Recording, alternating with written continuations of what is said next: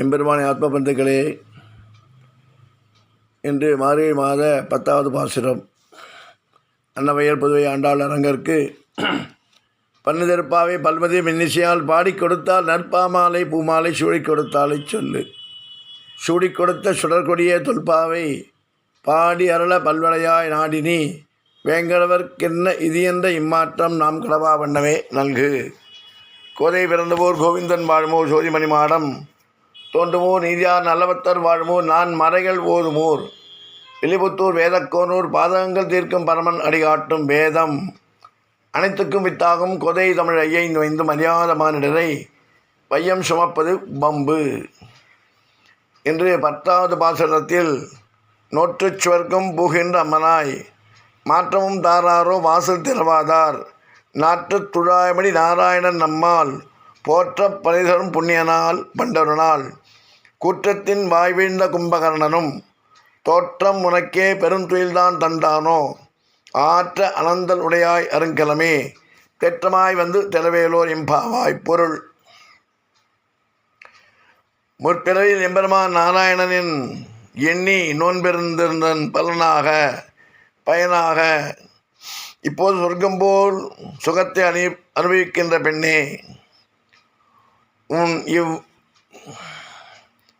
இல்லக்கதவை திறக்காவிட்டால் பரவாயில்லை, பேசவும் மாட்டாயோ? நறுமணம் வீசும் துளசியை தலையில் அணிந்து நாராயணனை நாம் போற்றி பாடினால் அவன் நம் நோன்புக்குரிய பலனை உடனே தருவான். முன்னொரு காலத்தில் கும்பகர்ணனை தூக்கத்திற்கு உதாரணமாக சொன்னார்கள். நீ அவனையும் தோற்கடித்து விட்டுவாய் போல் உள்ளதே. சோம்பலின் இருப்பிடமே, கிடைத்தற்கரிய அணிகலனே, தடுமாற்றம் இல்லாமல் கதவை திறந்து வெளியே வா. விளக்கமாக, கோயிலில் திருவிழா என்றால் இடம் பிடிக்க முன்னெடுத்து முன்னே நிற்கிறோம். இது சுயநலம். நம்மோடு மற்றவர்களும் சேர்ந்து பார்க்க வேண்டும் என்று அவர்களுக்கும் இடம் கொடுத்தால் அது பொது நலம். ஆண்டாள் தாம் மட்டுமின்றி எல்லோரும் இறைவனை அடைய வேண்டும் என்று அழைக்கிறாள். புறப்படுவோமா? அந்த ஆறில் ஒவ்வொருடைய ஆழ்வார்கள் நாயன்மார்கள் செயல்கள் அனைத்துமே பாடல்களின் மூலமாக பாசுரங்களின் மூலமாக எதை எதை எப்படி செய்ய வேண்டும், எதை எப்படி செய்யப்பட்டுள்ளது என்று யுகம் முடியும் வரை அதை உணர்ந்து நாம் செயல்படுத்திக் கொள்வதற்காகவே நமக்காகவே ஒவ்வொருவரும் அவர்களை தியாகம் செய்து கொடுக்கப்பட்டுள்ளது. அதை நாம் புரிந்து கொண்டு நாமும் பயனடைந்து மற்றவரும் பயனடைய வேண்டும் என்பதை கூறிக்கொள்கிறோம். திருவாடிப்புறத்தில் ஜெகத்துதித்தாள் வாழியை, திருப்பாயும் போதும் செப்பினாள் வாழியை, பெரியாழ்வா பெற்றெடுத்த பெண் பிள்ளாய் வாழியை, பெரும்போது மாமனுக்கு பின்னானால் வாழியை, 141 உரைத்தாள் வாழியை, உயர் அரங்கக்கே கண்ணி உகந்ததித்தாள் வாழியை, மறுவாரம் திருவள்ளி வளநாடு வாழியை, பண்புதுவை நகர்கோதை ஆண்டாளின் திவ்ய மலர்ப்பதங்கள் வாழிய வாழிய வாழியவே. விஷ்ணு சகஸ்நாமத்தில் சில வரிகளின் விளக்கம்.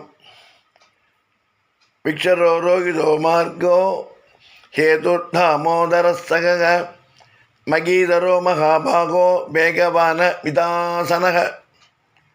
குறையற்றவன், எல்லா செல்வங்களும் உடையவன், மென்மையான திருக்குணங்களை உடையவன், குறை ஏதும் இல்லாதவன், பக்தரிடம் குறை காணாதவன், நீங்காத அன்புள்ளவன். விச்சர சிந்தாமரை கண்ணனும் சிவந்த பாதங்களும் பழுத்த கனி போன்ற அதரங்களை உடையவன் ரோகித. அவனே நாம் வாழ வேண்டிய வழிகாட்டுபவன், வழித்துணைவன். மார்க்க நாம் வாழ்வதற்கு ஒரே காரணமாக இருப்பவன். ஹேது யசோதையினால் ஒருடன் சேர்த்து கட்டப்பட்டவன், பக்தர்களுக்காக திருக்கோயில் கட்டுண்டு கிடப்பவன். தாமோதர பொறுமை உள்ளவன், நாம் செய்யும் அபசாரங்களையும் பொறுப்பவன். சக பூமியை தாங்குபவன், தீயோர்களை அழித்து மனபாரம் நீக்குபவன். மகீதர மகாலட்சுமி விரும்பும் மகாபாகியம் உடையவன் மகாபாக. ஆதி மூலமே என்று அழைத்த மாத்திரத்தில் வேகமாய் ஓடி வந்து காத்தவன். கோவிந்தா என்று திரௌபதி அழைத்தவன் உடனே காத்தவன் வேகவான். சிறியேயானாலும் பெரியதானாயினும் நாம் நைவேத்தியத்தை கொடுப்பதை ஏற்பவன் அமிசாசன. இப்படி விஷ்ணு சஹஸ்ரநாமத்தில் ஒரு 4 அடி வார்த்தைகளுக்கு பொருளை பார்த்தோம். இது நமக்கு வாழ்க்கைக்கு தேவையானது. ஒரு சிறுகதை. ஒரு ஆத்தங்கரையில் 2 ஆலமரம் இருந்துச்சு. ரொம்ப தூரத்தில் இருந்து பறந்து வந்த குருவி ஒன்று முதல் ஆலமரத்துக்கிட்டே வந்து 2 மாதம் மட்டும் உன் கிளையிலே தங்கி முட்டையிட்டு குஞ்சு பறிச்சுட்டு என்று கேட்டது.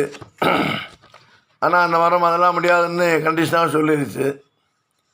சரின்னு அடுத்த மரத்துக்கு போய் அந்த குருவி கேட்டது.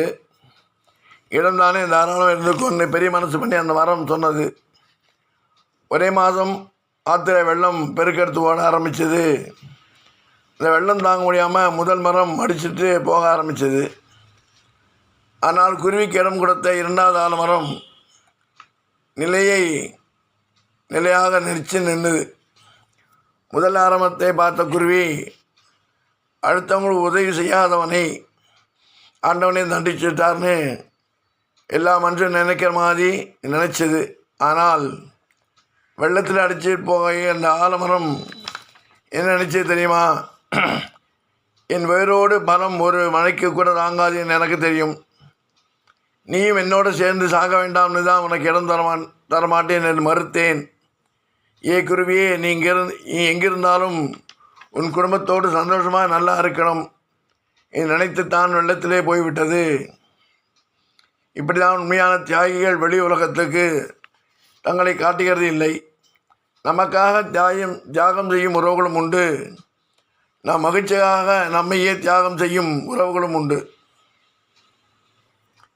அவர்களே தியாகம் செய்வார்கள். மகன் மகிழ்ச்சிக்காக தனி கொடுத்தம் அனுப்பும் பெற்றோர்களும், மகள் மகிழ்ச்சிக்காக வாழ கடன்பட்டும் சீர் செய்யும் பெற்றோர்களும் சகோதரர்களும் கூட தியாகிகள் தான். சில சமயம் அவர்கள் நம்மை கைவிடுவது போல் தோன்றினாலும் அது நம் நன்மைக்கே இருக்கும். ஆனால் கண்டிப்பாக தீமைக்காக இருக்காது. இது ஒவ்வொருத்தரும் புரிஞ்சு கொண்டு அது மாதிரி வாழ்க்கையில் எது எப்போ எப்படி எவ்வளோ எதுக்கு ஏன் இந்த விசாரணை நம்ம கேட்டு நம்ம ஒரு செயலும் செஞ்சால் நம்மளுக்கும் துன்பம் இல்லை, நம்மளை சேர்ந்தவர்களுக்கும் துன்பம் இல்லாமல் பாதுகாக்க முடியும் என்பதை விளக்கக்கூடிய ஒரு சிறிய கதை. புரிந்து கொள்வோம், புரிந்து நடந்து கொள்வோம் என்று கூறிக்கொண்டு ராமானுஜரின் திவ்ய திருவடிகளே சரணம்.